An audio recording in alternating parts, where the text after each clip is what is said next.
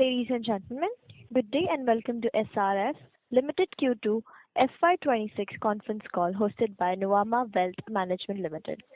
As a reminder, all participant lines will be in listen-only mode and there will be an opportunity for you to ask questions after the presentation concludes. Should you need an assistance during the conference call, please signal an operator by pressing star then 0 on your touchtone telephone. Please note that this conference is being recorded. I now hand the conference over to Mr. Archit Joshi. Thank you and over to you, sir. Thank you. Good afternoon, everyone, and thank you for joining us today.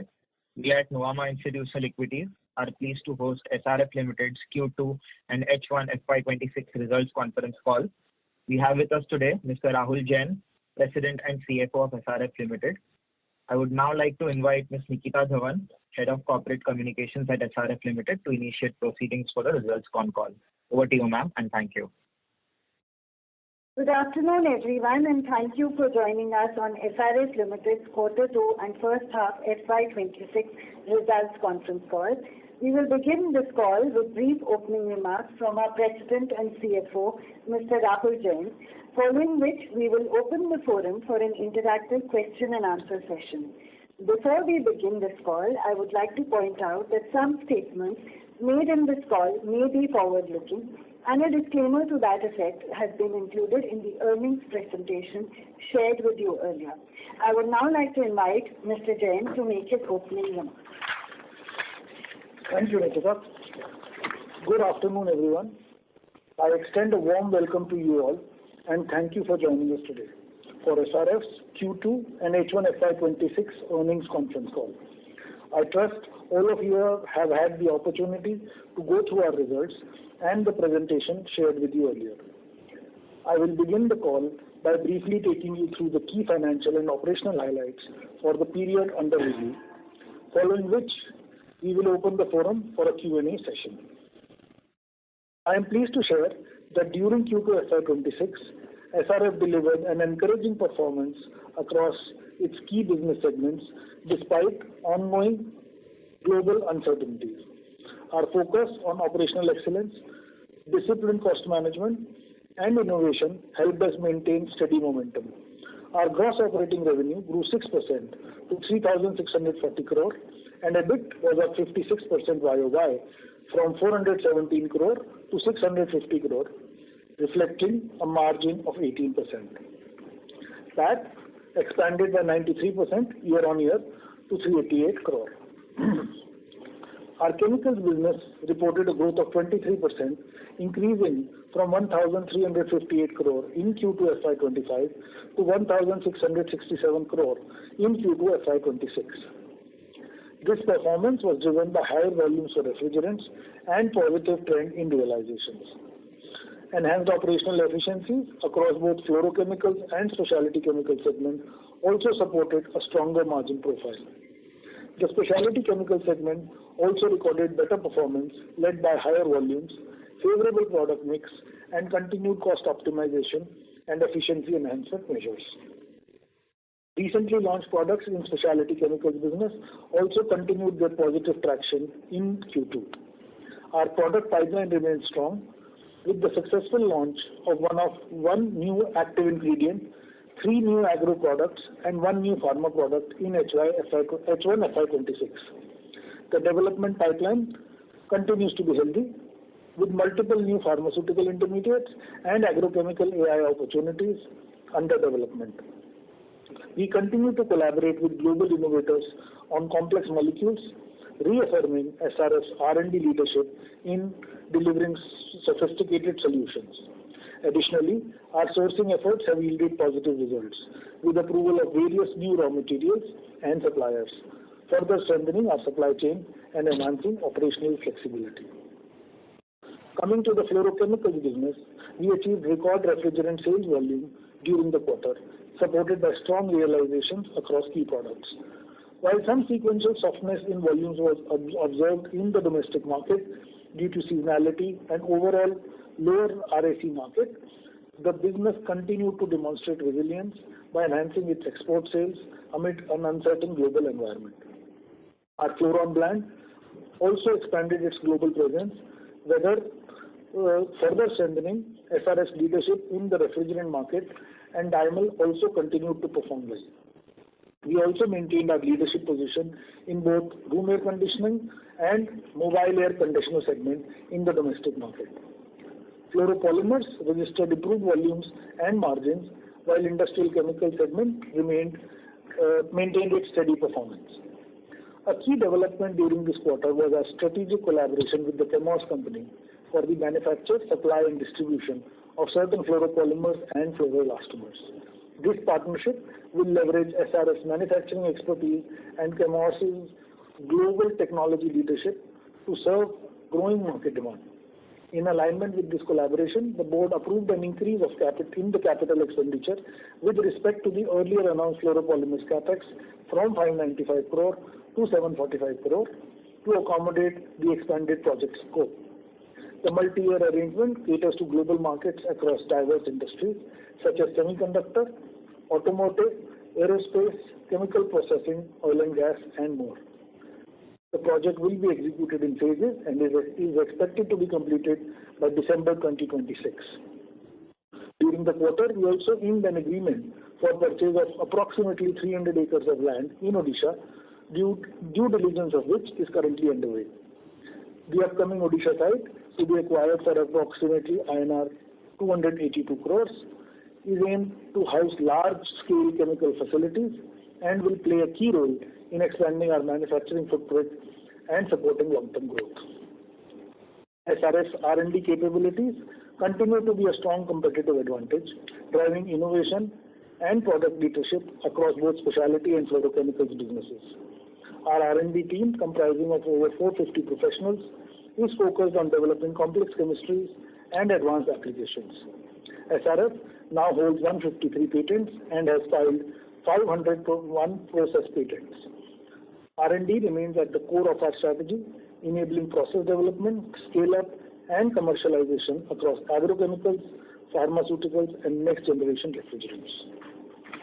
The performance films and foils business reported a revenue of 1,408 crore in Q2FY26, remaining flat YOY, but delivering higher EBIT of INR 119 crore when compared to Q2FY25 of rupees 83 crore, supported by improved volumes and realizations in BOPP and aluminium foil, a stronger product mix, and sustained cost optimization.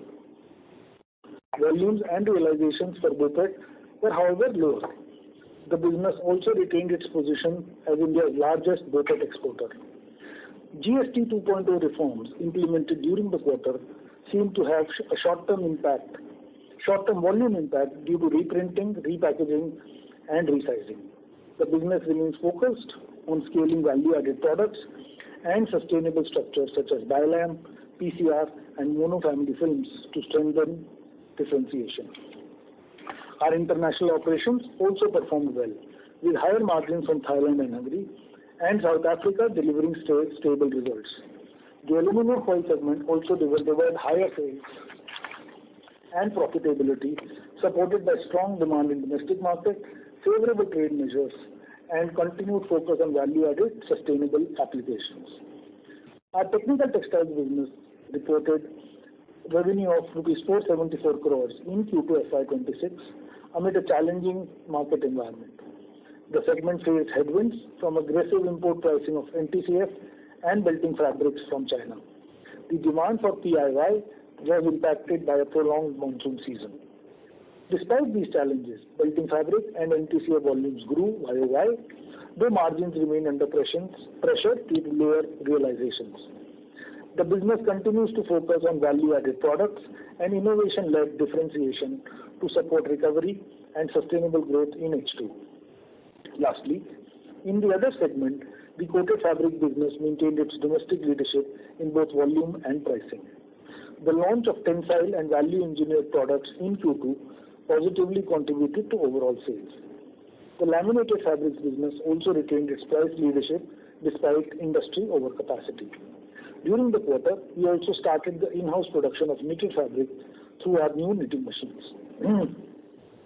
Our finance cost has reduced compared to the previous year, leading to lower expenses in our P&L statement. However, weakening of INR against USD and Euro have negatively impacted the overall Q2 results. With global interest rate cycles trending downwards, we anticipate further reduction in our borrowing costs in the near future and remain committed to making strategic investments that align with our long-term objectives. This quarter, our CSR initiatives reached thousands, from STEM labs and digital literacy programs to mobile health services and vocational training.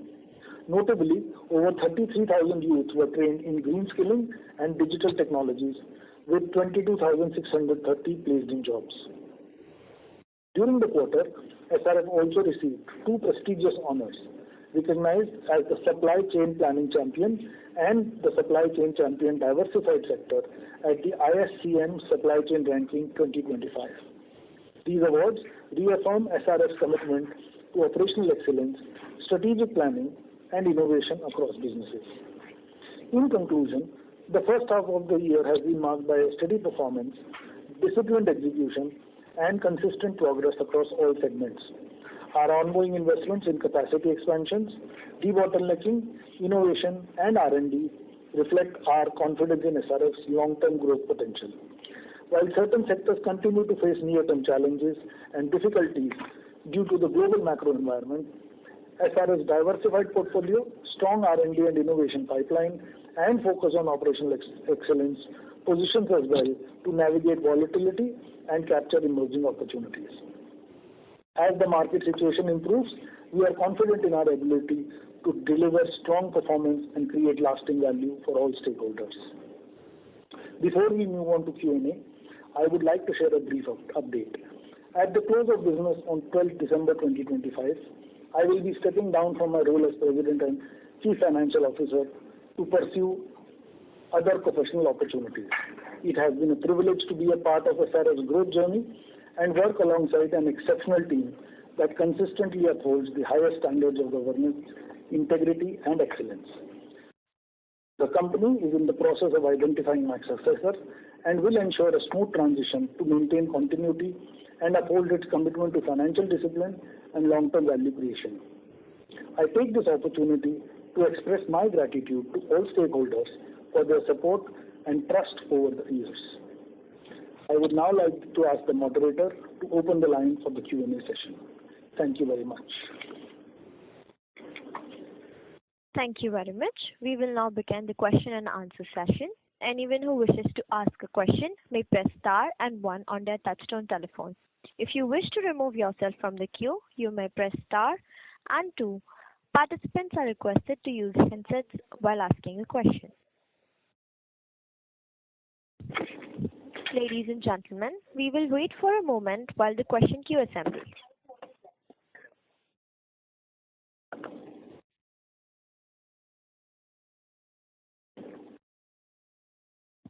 The first question is from the line of Sanjesh Jain from ICICI Securities. Yeah, hi. Hi, Sanjesh.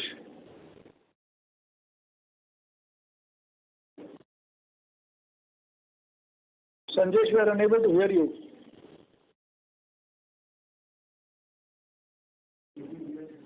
No? The participant has dropped from the question queue, so we'll go from Madhav, from Mr. Madhav from Fidelity. Please go ahead, sir. Hi, am I audible? Yes, you are, Madhav. Go ahead. Yeah. Hi, sir. Good afternoon. Thank you so much for your time. So the first question was on the pharma intermediates, where we've spoken about some new opportunities ramping up for us. Just wanted to understand, are these sort of intermediates that go into new drug launches or pipeline products for like big pharma customers? Is that, because that's an area which is growing fast in India, so are we basically integrating with supply chains of these global pharma majors and supplying building blocks there? Is that the right way to think about it? I think so, Madhav. These are not APIs in nature as of now. They are largely solvents and reagents that are being supplied to the pharma, let's say the pharma industry. When we say launched, these products are now in the pipeline. They are available for sale, and as the let's say the volumes pick up from the customer, we will see commercial sales of these also coming through. Okay, because pharma intermediates is like an area where we've invested for a few years, and it's probably a long gestation business. So, would it be fair to assume that we are closer to kind of ramping up this part of the business now, given the pipeline progress at the customers end? Is that the right way to think about it? Look, it will take more time to ramp it up. It is not that it is already done. It is a time-consuming process. We are doing a good job in terms of ramping it up. There will be some more time when you see larger commercial sales of these coming through. But yes, the product pipeline remains very, very strong, and we are hopeful that we should be able to take this forward. Understood. Got it. Great. Thank you so much. Thank you. Thank you.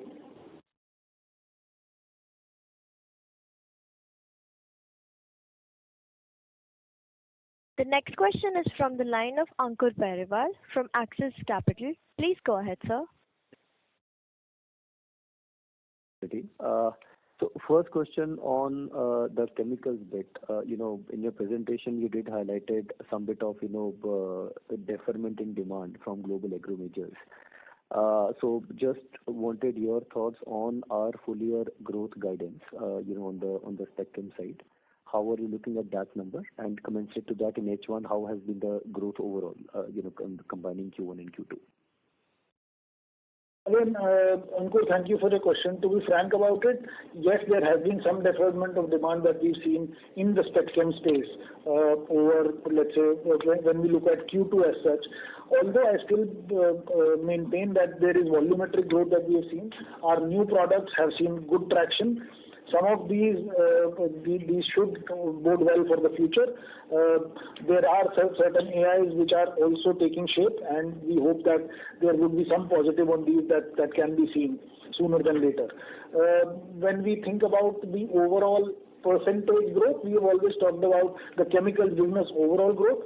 I think given where H1 is 23% plus, from an overall growth perspective, I believe we will still be able to, we will certainly be able to surpass the 20% number that we had talked about at some point in time, Ankur. Sure, Rahul, that's helpful. Just, one clarification. The demand uptake that we are seeing is largely concentrated to newer ones, or the older ones are also seeing some uptake? For H1, I would say it is newer products, but there is enough position to be created from an older product perspective also, and we should see better performance in H2 from a specialty chemical business perspective. But we will also have to understand, Ankur, that we are facing global agrochemical headwinds. Therefore, there is some demand deferment that we have seen. Again, we don't believe that it is lost out. It's just deferment that has happened. Great, sir. And just a second question on the ref gas side. Any thoughts on the pricing outlook? There have been some cuts in pricing in China, especially for R22. But how is R32 demand outlook? Any changes there versus, last we spoke? And there is a seasonality play that plays out in the ref gas space also, right? R32's overall domestic volumes were lower given the weak summer that we had seen in Q2 as well. But we are fairly confident that our volumes now are in good shape. H2, again, we should believe that there is better pricing, or even if not better pricing, stable pricing going forward, as well as better volumes to take them through. Great, sir. That's helpful. Thank you, and all the best for your future endeavors. Thanks. Thank you. Thank you. The next question is from the line of Sanjay Jain from ICICI Securities. Yeah, good afternoon, Rahul. Please go ahead, sir. Yeah, good afternoon, sir. Can you hear me? Yeah, we can. Yeah. First of all, very, very congratulations and best of luck for your new journey, sir. Thank you, Sanjay. Thank you, sir. A couple of questions. First on this Chemours thing. Now, how should we see this? What was the rationale for the contract, and how should we see this contract unfolding for SRF, say, in FY27, FY28? And what is the scope? Which are the products are we looking here, and will it be predominantly to the US or it is beyond that market? How should we see this? And a related question to this is that we have increased the capex for fluoropolymer from 595 to 745 crore. Now this increased capacity, how much additional capacity will this additional capex give us in fluoropolymer? Okay. So again, the rationale for the Chemours contract is one, getting associated with a global player, two, thinking about our technology versus their technology as well, thinking about how can we make our fluoropolymer play a bigger fluoropolymer play for us, and for them also to a certain extent it is a position to be created from an outsourcing as well as a global play for Chemours as well.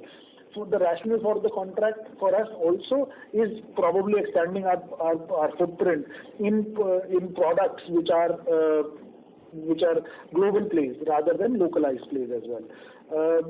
From an overall perspective in terms of the capex, the change in the scope for the capex is because there are certain different grades of products that we would now be manufacturing other than what we had initially planned out. There is some adjustment in capacity. It's a more difficult product to manufacture, and to a certain extent, that's the reason for the increased capex. My current sense is that there is no large capacity. It's not doubling the capacity. There is incremental capacity change that happens. Very, very clear. So one follow-up question on this, sir. Now that we will be supplying to Chemours, who is a global player, does it anyway stops us from going into the export market on our own, or it's a different grade what we are contracted with Chemours, and it is a different grade that we are looking to go SRF as a company on the fluoropolymer?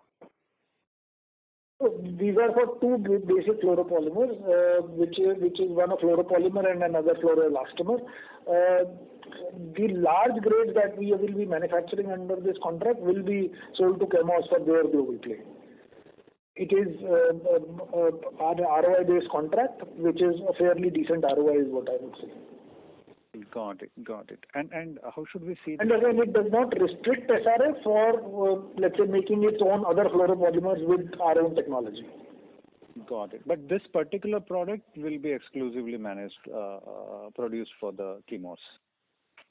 It's a combined arrangement. They will give us some products, we will give them some products. So it's a pretty combined arrangement. Got it. It's a distribution arrangement as well.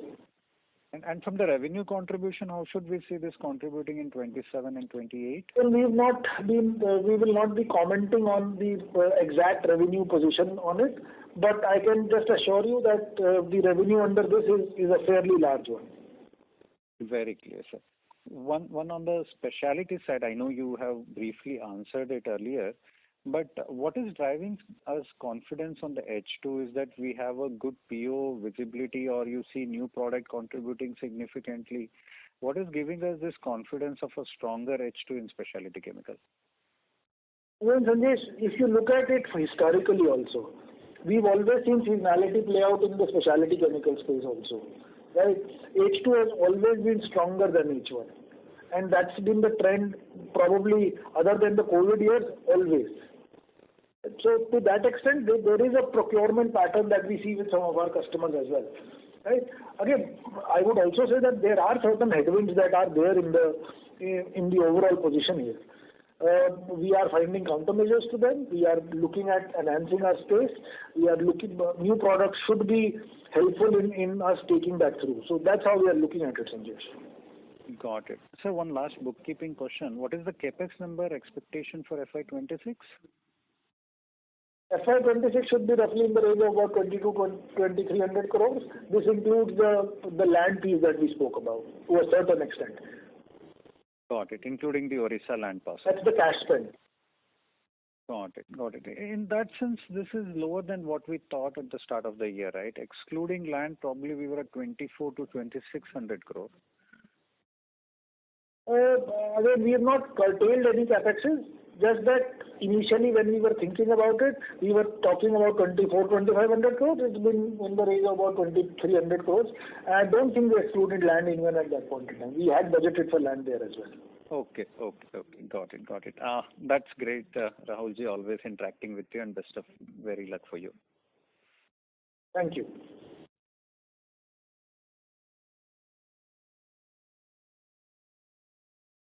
Thank you. Ladies and gentlemen, in order to ensure that the management is able to address questions from all the participants in the conference, please limit yourselves to 2 questions per participant. Should you have any follow-up questions, you may rejoin the queue. The next question is from the line of Kumar Soumya from Ambit Capital. Please go ahead, sir. Hi, sir. Good afternoon. Sir, I just have one question on the electronic component. Yes. Kumar, your voice is cracking. Could you pick up the phone and talk, please? Yes, sir. Is it better now? Slightly. Hello? Slightly better, Kumar. Please go ahead. Yes, sir. So yesterday there was an announcement of 500 crore BOPP project from the electronic component manufacturing scheme. If you could just give me some details as in what is... Hello? Operator, could you tell Kumar to repeat the questions? It's been completely garbled. Yeah, sure. Hello? Sir, could you please repeat your questions? Hello? Can you please repeat the question? Yes, sir. So the question was regarding the 500 crore capex that is announced from the electronic component manufacturing scheme. If you could give me some details about the subsidy structure and is it part of the 60,000 tons capex that we have... Sorry to interrupt, sir.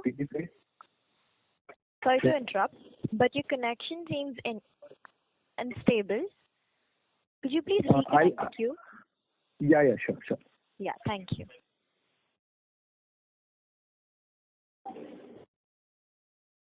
The next question is from the line of Abhijit Akela from the company KIE. Please go ahead, sir. Yeah, good afternoon, Rahulji, and first of all, best wishes to you for your next step. Thank you, Abhijit. Yeah, just 2 from my side. First one was regarding an update on some of the important growth projects you've highlighted in the past. Any update you could share on the 1,100 crore investment in the 4th generation refrigerants and what sort of revenue number we could estimate maybe for fiscal 28, if any, from that project? And then also on the performance films segment side, is it correct that there are 3 projects currently underway over there, including the BOPE one, the capacitor grade BOPP as well as a plain vanilla BOPP, and so is it 125,000 tons being added, and if so, what sort of timelines and volume revenue contributions could we expect in fiscal 28? Sorry for the long question. Okay, so the first question is with respect to the growth projects around the fluoropolymers and I assume on the HFO side. Again, to be very frank about it, we don't give out numbers in terms of what is the potential revenue. Again, the way I look at it and the way you should look at it is to be able to think about what's been our revenue positioning overall. I think we will remain in similar ranges from an overall perspective. The HFO project probably gets commissioned in 27. I don't remember the exact month, but 2027 is when it will get commissioned. It will take time to ramp up, so FY28 probably is the first revenue positions that we will start to see from the project. The full revenue potential, let's say on a 10,000 ton basis, you could estimate on your own. You are right that on the packaging film side, there are 3 projects that are going on currently. The first project being the capacitor grade film, there is the PPPE film that is going on, and there is the new polypropylene film that we have recently announced. The aggregate capacity of this is roughly, let's say, about 100,000, 110,000 tons overall. Okay, got it, sir. Got it. Thank you. That's helpful. And just one other small thing from my side on the quarterly results. these unallocable expenses that have increased quite meaningfully quarter-on-quarter this time around. Is that because of the foreign exchange impact, or is there something else within that? Largely, I think it is the 30 crore foreign currencies that you see on the main slide, where you would see the unallocable expenses going up from 40 to about 62 crore. The large part of that forex loss would be on the other unallocable part. Understood. Thank you so much and wish you all the best. Thank you. Thank you. The next question is from the line of Vivek Rajamani from Morgan Stanley. Please go ahead, sir. Hi, sir. Am I audible?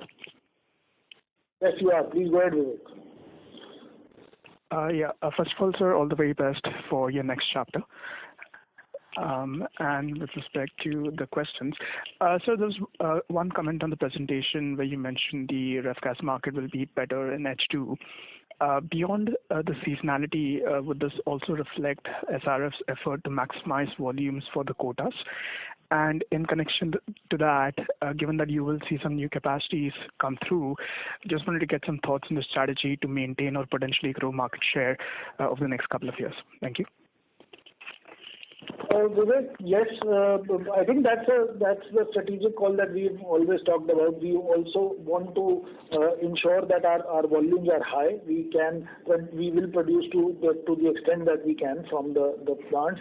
I think the good part is that some of the bottlenecks on the HF thing are now almost sorted. So our capability to produce more is higher, and therefore the position remains that we will continue to ensure that the quota position plays out well for us.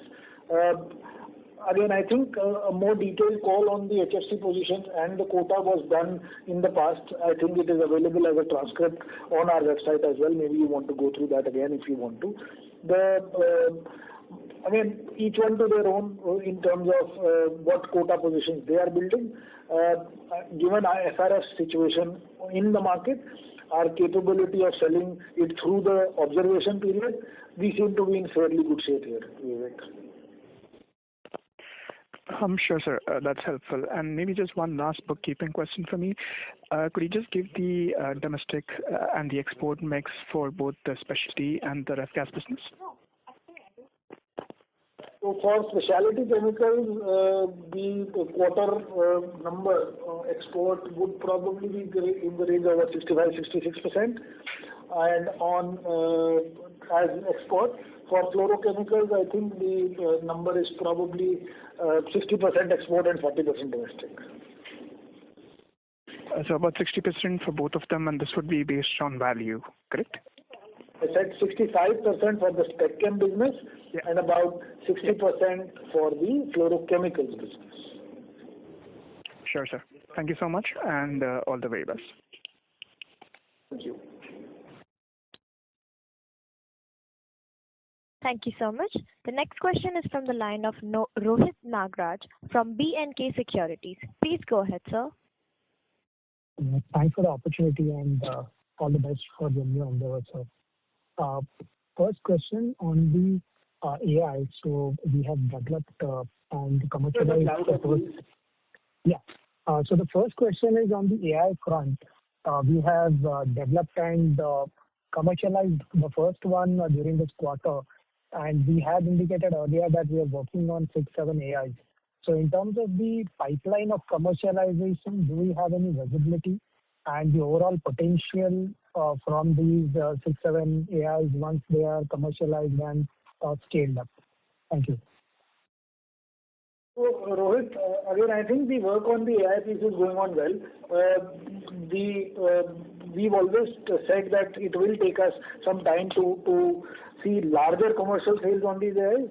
The good news is that some of these are now starting to see traction. I'm sure you've gone through the export data and looked at it as well. I've been, some of the, let's say the analysts have given me to understand that there is a positive AI traction that is also starting to build. Hopefully some revenue is what we will start to see during H2, and let's say over the next 12 to 18 months, this should become a larger piece from a specialty chemicals business perspective. Sure. Thanks. Second question on the ref gas front, just a clarification. So given that the quotas are going to come into place for currently and for the next 1.5 year or so, will we be operating our capacities to the maximum to gain maximum out of the quotas? Thank you. I think that's what we have said. That's the position that we have. We want to operate the plants at whatever maximum capacity that we can. So no doubt on that. And currently also we are operating the same? Just a clarification. Pretty much.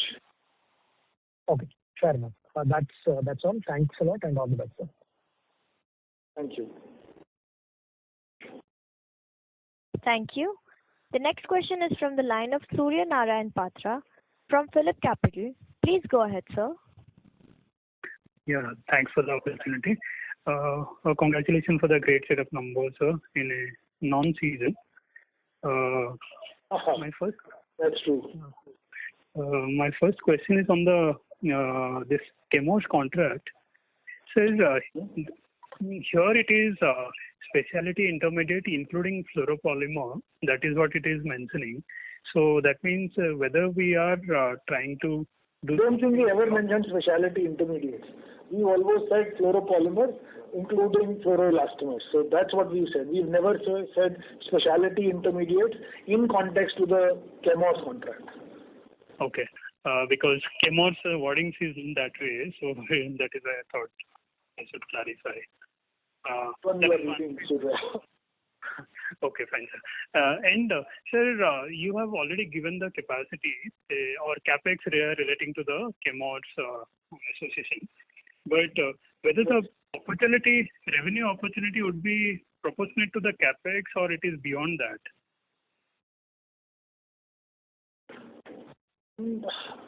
Again, how do I answer that? I have actually said that we are not giving out revenue numbers on this as of now. The fluoropolymer piece on this is expanding on a continuous basis. This gives us a relationship advantage and we want to leverage that relationship going forward on other products as well. But I am not in a position to give you any numbers around what is the potential and revenue purely on that contract. Not possible, sir. Okay.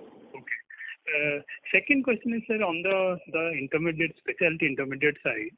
So we are seeing some kind of uptick in the pricing situation. So is it because of some uptick in the demand, or it is the replenishment of the inventory, or it is a product mix? Could you clarify what is this? Are you talking about SRF or you are talking about the industry as such? For SRF also, that is the kind of a trend possibly. If you see the... Not really, Surya.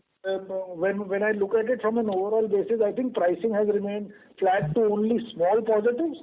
Volumes of the new products have done well. Some of the older products, we have seen some deferment happen, and I think that's what we had commented on in the press release as well as the earnings presentation. Okay. And any specific plan for that Odisha site? So it's a new site, so it would be targeted for any particular segment, or it is a kind of a new site to embrace all the business? It's a new site. It will be for the chemicals business only. But like our Behror site, like our Bhiwadi site, it will be for both the specialty chemicals as well as the fluorochemicals business. Not one single business. It is going to be a site for both the businesses put together. Okay. Just one clarification, sir. This PP film for the capacitor under the PLI what that we have got today. So whether it is the same thing what we had already announced, the capacitor grade BOPP films? Yes, largely. Okay. Yeah. Thank you, sir. Wish you all the best for your future endeavor also. Thank you, Surya. Thank you. The next question is from Keyur Pandya from ICICI Prudential Life Insurance Limited. Please go ahead, sir. Thank you. Sir, you mentioned about ref gas volume at near optimum utilization. Does it mean that for next year, the scope for volume-led growth would be very minuscule. And for that segment, the heavy lifting has to be done by Spec Chem. Is it fair understanding? To be frank about it, that's probably a bad way to look at it. I would really say that the volumes that have played out in H1 versus H2, we will be in better shape in H2. But saying that will there be a volumetric increase in FY27? Very difficult to be able to give you a number. The capacity utilization, if we can get to full, 27 is also a year. Calendar 26 is also a year, which is also an observation year. So yes, to a certain extent, capacities are for the HFC positions are limited. From a fluorochemical business perspective, I think fluoropolymers and a few other, as the Chemours contract through, we should see the positive on that coming as well. But you are right to a certain extent that the capacity, if we are able to exit fully, will remain from an HSC perspective pretty much full. Okay. And just follow up. So either because of the Chemours related rejig or otherwise, when this plant would be available for production? You mentioned December 26, and you mentioned in phases as well. So that is start of the first phase, or by that time everything would be available for production? Phased manner, there will be some products that will come through prior to that, but December 26 is what we are targeting for the final product to also get commissioned. Understood, sir. Sir, thanks a lot and all the best to you and to the company. Thank you. Thank you. The next question is from the line of Krishna Parvani from JM Financial. Please go ahead. Yes. Hi, Rahulji. Good afternoon. And firstly, all the very best for your future endeavors. It has been a pleasure interacting with you. Just two questions from my side. First, on the AI. So, of the what a background noise here, Krishan. Just 1 second. Better now? Yeah, better. Please go ahead. Okay. So I was asking, of the 5 to 6 AIs, when do you expect full ramp up of the recently launched AI, and when do you expect launch and commercialization of the rest 4 to 5 AIs? Well, I think it's a question that has been answered multiple times, Krishan. I think you said that some of these will see light of day from a commercial scale perspective in H2, but there is a 12 to 18 month period that we've spoken about. Obviously, some of that has passed, and as progressively things are happening positively, we have kind of talked about it. Every quarter, this is not going to change. Okay. And given you mentioned limited volume growth for FY27 for HFCs, so do you have any plans for HFC capacity expansion using a 22 quota entitlement? Not really as of now. Nothing. Okay. Fair enough. Thank you, and wish you all the best once again. Thank you. Thank you. Thank you. The next question is from the line of Sanil from Ambit. Please go ahead. Hello. Yeah. Hello. Yeah, all my questions have been answered. Thank you. Thank you.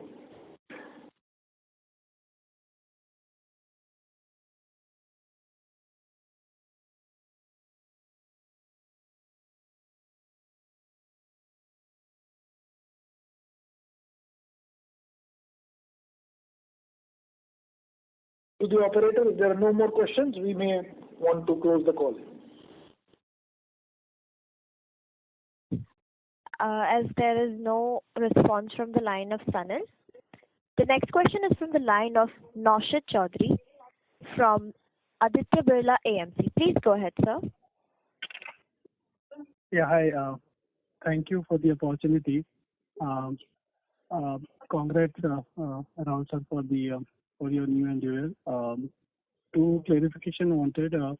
You touched upon the ramp up of AI will take time. Just wanted to understand when you're saying it will take longer to ramp up, will it be more than 2 years? 2 years, 3 years to ramp up? I think I already answered that question. I don't think that I can add any further color to it. Okay. Okay. On the utilization of the ref gas capacities, assuming we exit 26 with full utilization. So for 27, we would be only SpecChem and PTFE ramp up should help the overall chemical business growth in 27. Is that the right understanding? Again, you are right, and I have also answered that question in response to a previous question on it. I think it was from KU. Yeah. Thank you so much. These two were the questions. Thanks. Thank you.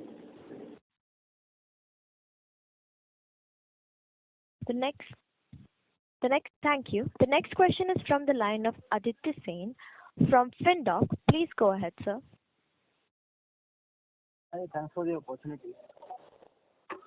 Sir, can I... Could you be a bit louder, please? I am unable to hear you. Yeah. Give me Is it better now? Yes, much better. Thank you. Yeah. Sir, can you please share the prices of the HFOs or the prices of R22 for the last 3-4 quarters? Has it been increasing, decreasing? What is the situation as of now?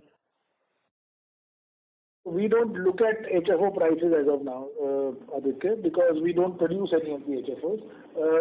R22 prices, again, have been in range bound and doing pretty much all right. But generally speaking, we don't give out exact prices of each of the HFCs. No, it's fine. I just want the color on this R22 and if possible R32 also. Again, trending wise, over the last 3-4 quarters, we've seen positive trends on HFC and 32 prices as well. All right, positive trends. No? Thank you.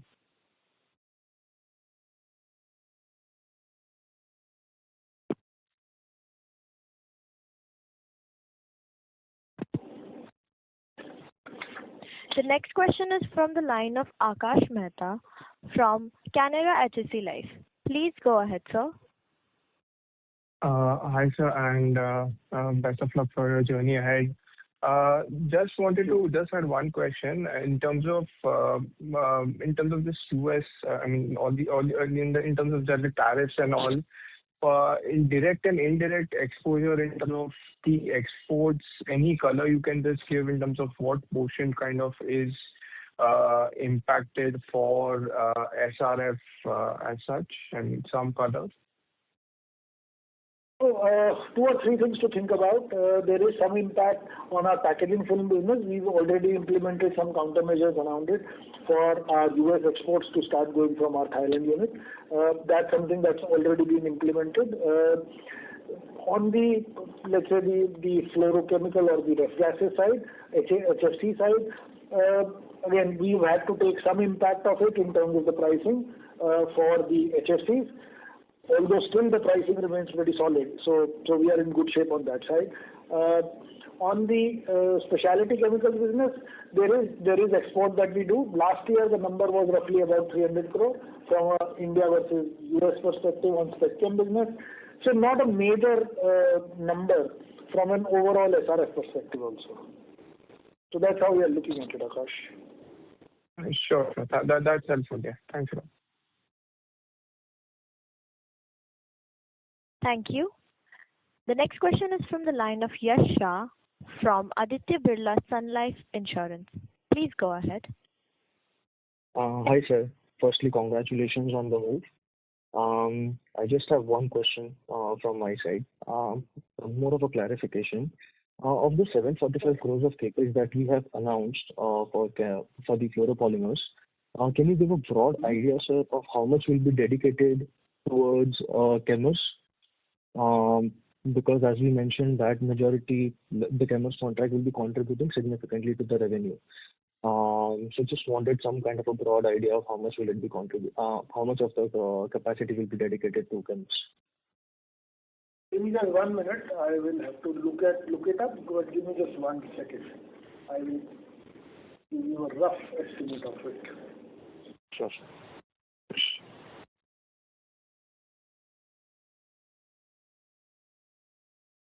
So of the total, let's say roughly from an overall perspective, the capex of 745 crores, I would say roughly 450 crores is for one of the products, which is non-chemo, and the balance is largely the two products for chemos. Got it, sir. Got it. Understood. Yeah, that's all from my side, sir. Thank you, and all the best. Thank you. And now I would like to hand over the conference over to management for the closing comments. Thank you, everyone. I hope I have been able to answer all of your questions. I wish, if you have any further questions, we would be happy to be of assistance. We hope to have your valuable support on a continued basis as we move ahead. On behalf of the management and specifically on my personal behalf, I once again thank you for taking the time for joining us on this call. Thank you so much. On behalf of Nuvama Wealth Management Limited, that concludes this conference. Thank you for joining us, and you may disconnect your lines.